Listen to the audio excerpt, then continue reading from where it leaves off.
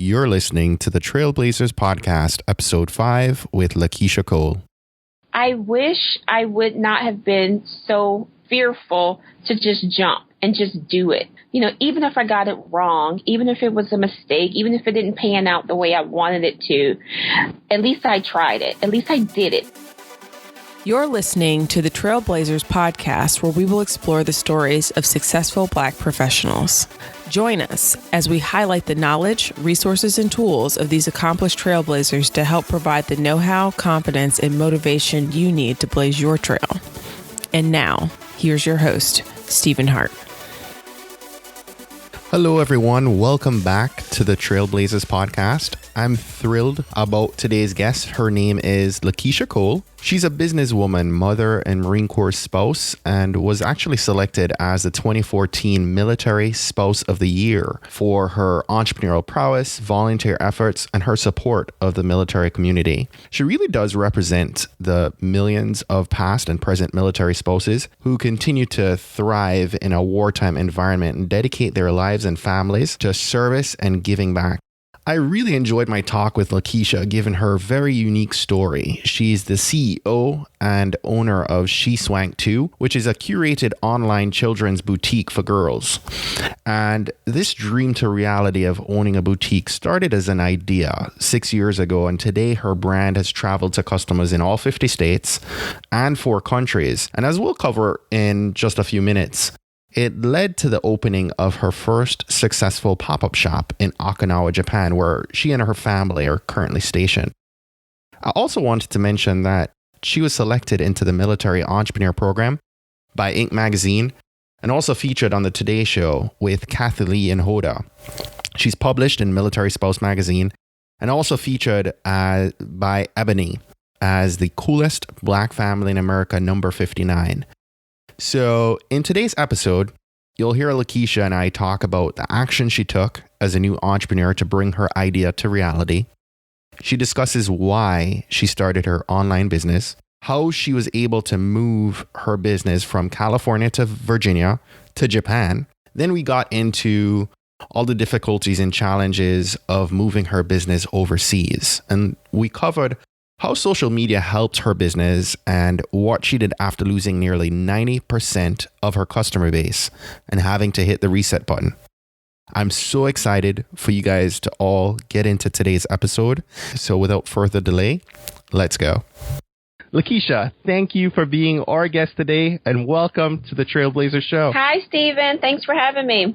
So for everyone listening to this episode, at the time of this recording, Lakesha is now probably days away from having baby number 3. Is that correct? Yes, it feels like hours. So if you sense some discomfort in my voice, that's probably why. I think you actually had a close call a couple days ago, right? When we initially hoped to record this episode. I did. It was a false alarm, but we are expecting baby number 3 within a couple of days. So we're ready to get this show on the road. That's right. Well, I'm happy we're able to make it happen before the baby arrives. And do you know what you're having, a boy or a girl? I do not. It's a surprise. We have 2 girls already. So, of course, we have everyone in our family rooting for a boy. But I'm just rooting for a healthy baby. That's right. That's right. That's what we'll pray for. Yeah.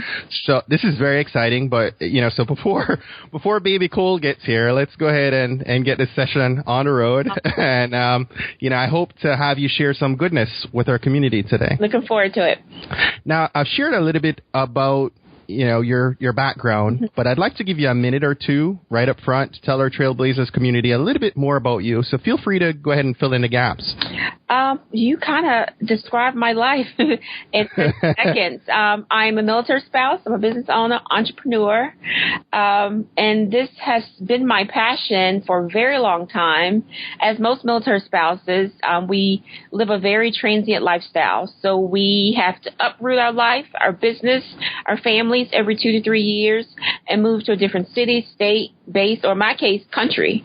So it makes trying to establish a secure and stable career path very difficult. So many of us turn to self-employment, entrepreneurship, some out of necessity, some out of passion, but it is very much an acceptable career path for a lot of military spouses. So my charge in life now is to encourage as many military spouses as possible to follow that path. That's fantastic. Question for you. I was curious, looking at and listening to your interview with Kathy Lee and reading some of the articles about you. I was curious, prior to being married, were you ever exposed to military life or entrepreneurship? I was exposed to both. My stepfather was in the Navy. My stepfather was in the Marine Corps, actually. And we lived in Camp Lejeune, North Carolina for 10 years or so. So I've always been around the military, and I have uncles and grandfathers who also served as well. So the military has always been a part of my life, more so when I got married and married into the military. Entrepreneurship. My father owns a carpet cleaning business, right-hand service in Pennsylvania, and my uncle had a stream of businesses as well. So I've always been exposed to entrepreneurship. That's fantastic. So let's go ahead and talk about your role as a business owner and the She Swank Too brand. Now, I read that you were sitting in your tiny on-base apartment in California. You're unemployed with a 1-year-old. Your husband's deployed, and your family is like 2,000 miles away, and you dared to have an idea. I dared to have an idea. It was my first time on the West Coast. It was my first time being away from my family and my friends, which was scary enough. So here I am, sunny California. I tried to find a job because that's what I was used to. And then I kept running into these walls where I was overqualified or I wasn't qualified enough. It just seemed to be more challenging to find a job in California than it was on the East Coast. So I said, well, maybe this is the perfect time for me to explore other options. I've always had a love for fashion. I've always had a love for business. And this was just the perfect time. I wasn't really doing much other than taking care of my daughter and taking a few classes here and there. So, we all have these grand ideas, right? Mm-hmm. So take us through what happened. What actions did play themselves out from this initial idea to actually bringing She Swank into existence? Well, I have to say I had no retail knowledge whatsoever other than my very, very short time working for Rack Room Shoes, which I think I lasted about 2 weeks in that job. And my very short stay working for Victoria's Secret. So all of my retail experience was all of maybe 3 months working on the floor. So I had no experience on the business side of it. I didn't know how to buy wholesale. I didn't know the first place to start, any of that. But what I did know is that I was very close to LA, and I know the fashion culture that's there. A lot of entrepreneurs come from that area, especially in the fashion retail world. So I hopped in my car. I drove up Interstate 5 to the LA Garment District. I didn't have any license. I didn't have a license, a permit to buy wholesale, anything. I used it as a field trip. I walked around from shop to shop, looking at the different fashions, looking at the prices, asking questions. And everyone was very receptive to me asking questions. And that's really how I got started. So once I went back home, I talked to my husband about it. He called while he was deployed. And I said, hey, I have this great idea. This is what I want to do. And, like most husbands, okay, do it. Just let me know how I can help. And he's like all the way in Iraq somewhere, knowing that he can't help. But he was very supportive in me pursuing this idea. So I brought my sister in with me. We decided on the name. We decided we wanted to start online because we didn't really have a lot of money to do much, but we knew that we had enough to get started. And we started from there. We bought in small quantities. We started our website with less than 10 items. We promoted it to our friends and family, and they loved it. And then they started sharing with their friends, and it just kind of grew organically from there. Wow. That's quite interesting. And of course, the dynamic of having an online business with you being a military spouse that's moving every so often, I'm sure that worked out in your favor in that regard. Yes. You didn't have a brick and mortar right up front to move. Yes. I mean, it's already hard to build a business that's in one location. And then, you're, of course, trying to build and grow while moving. So were you in California when you started a business? Did you move from California to Japan? No, I moved from California to Virginia. Wow. Yes, so we were in the DMV area. And that's really when I sort of gained my confidence in business and really thought I could really do this. This could really be my career. I could really make a good living off of this. And contribute to my family, contribute to my household. But where I learned everything was when we were in California. Wow. So let me ask, how did you handle that adversity of moving not only your family, but your business across country and then halfway across the world? It's not easy. Having to PCS every 2 to 3 years is very challenging. For your non-military listeners, PCS stands for Permanent Change of Station. So it's when we relocate to another city, state, or base. I like to be able to tell you that I had a viable plan, but I didn't when it came to us relocating overseas. I did some basic research on the military regulations on how to conduct business while living abroad, but I didn't really fully grasp the magnitude of how those regulations were going to affect how I was able to conduct business. It completely changed my business models. The military has very heavy regulations when you not only just to live overseas, but then to add a business on top of that. It's very heavily regulated, not just by our military, but also by our host country as well. So did that force you? I'm sure that forced you into having to deal with different vendors. Yes. Maybe, right? Yes, because the vendors that I had established a relationship with, some of them hadn't reached a point in their business to where they were able to distribute internationally. So they were only they only had U.S. customers. So it did require me to go back to the drawing board to identify vendors that carried similar styles, same quality, if not better, that was willing to continue to service my business in a different country. Man, I tell you, I'm impressed. I'm even more impressed now seeing what you've gone through to keep the business thriving. That's quite a bit. How has social media aided you in all of this? Social media allowed me to keep in touch with my existing customer base, but it also allowed me to establish a new customer base as well. So it's sort of like, when we use social media to keep in touch with our friends and families, I try to use it in the same manner to keep in touch with my customers. I will say moving overseas, I lost about 90% of my customer base because of the regulations, not being able to ship them their merchandise in a timely manner, not being able to receive the merchandise. So finally, we just had to hit pause and say, okay, we need to shut it down, figure out what we can do, and then regroup from there. So it was almost like hitting the reset button all again. It felt like I was starting my business all over again, having built this online e-commerce store for the past, 3 years, and it finally seemed like it was at a point where it was getting ready to peak. It was ready to grow even more. And then, boom, we move overseas, and now I can't do any of what I plan to do. So you go back to the drawing board, you figure out what you can do, and you go on from there. Wow. So are you still in the process of this? Where is She Swank Too today? I'm still in the process of rebuilding, but we've gained a lot of momentum over the past 3 years. So when we got here, we closed our e-commerce store down until we could figure out the best way to get our customers their merchandise and the best way for us to receive our merchandise. But we were also given an opportunity to open up a brick and mortar pop-up shop on base, which is very hard to do here because they give first priorities to the local citizens here to occupy the space on base. So we were able to secure a contract with our base exchange for temporary space, and now we operate a seasonal pop-up shop to where our military families can come in and shop and connect with us, and we get to connect with them. I always say we're sort of like a staple in the community where our families can come in and shop familiar surroundings. They're used to shopping at Target and, their favorite children's stores in the States, and we kind of bring that to the island for them.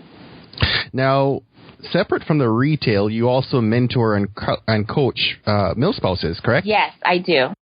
So how has that been, with the move? Has that actually taken on new life with the restrictions on the retail side? It has taken on a new life. It's something that I actually started this year. It's one of those things where you don't really realize you're mentoring. You don't put a title on it. You just do it because you love it.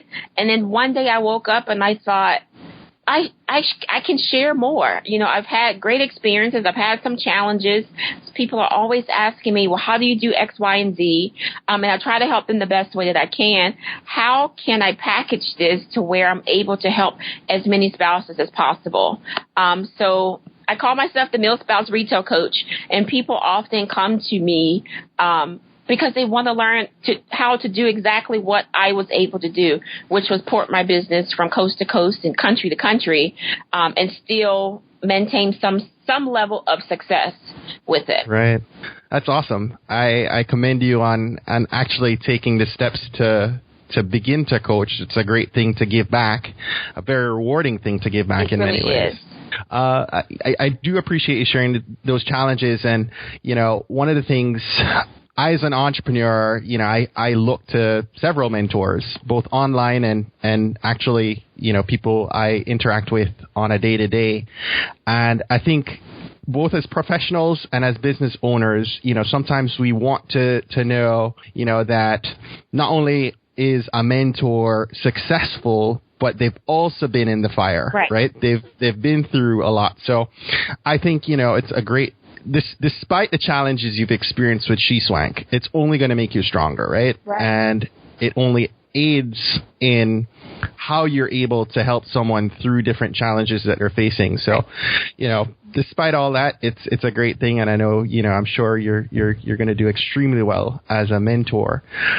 That said, I'd love for you to, share with the Trailblazer community, 3 reasons that She Swank Too is still tracking along.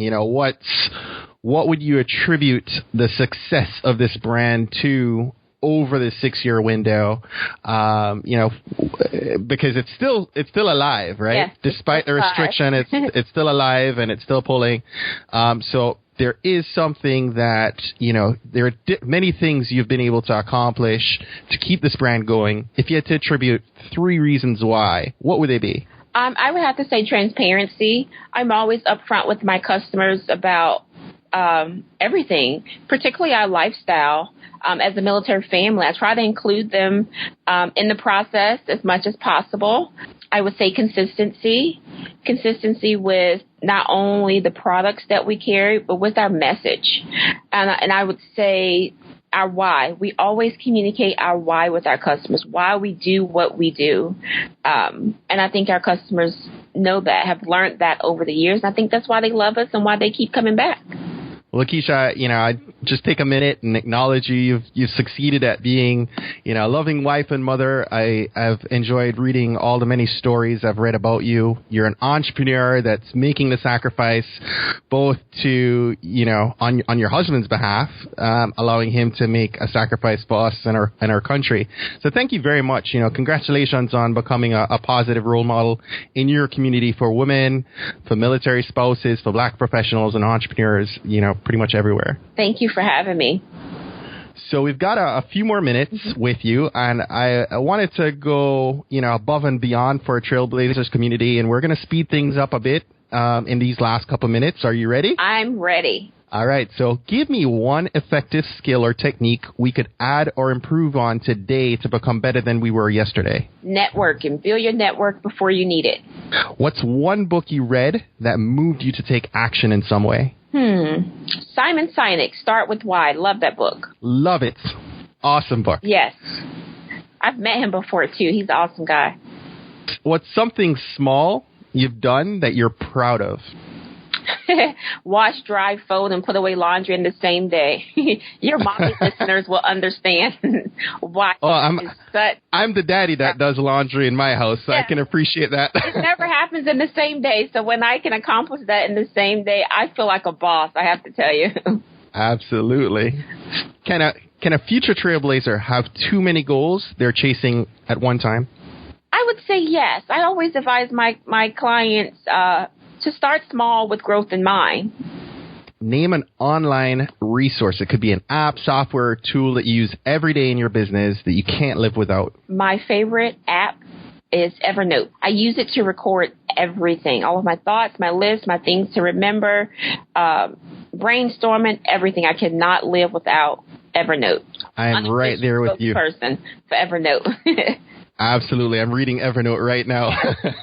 And a bonus question, your preferred social media network for branding your business? I would have to say Facebook, only because I've had the most success on Facebook.